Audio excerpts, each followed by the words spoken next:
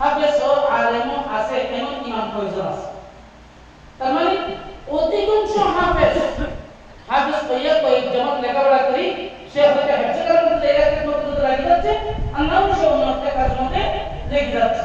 চিন্তা করতে হবে, আমি তো কোনো হেফজে করার মধ্যে শুধু হাফেজ শিক্ষক হিসেবে রাখার দূরে বিন্দু। আমি সবসময় বলি শিক্ষক যাকে রাখেন সে যেন হাফেজ হয় আলেমও হয়। কারণ যে নিজে তরবিয়ত জানে না সে ছাত্রদেরকে কি তরবিয়ত করবে? এরকম একটা কথা আমি প্রায় সময় বলি।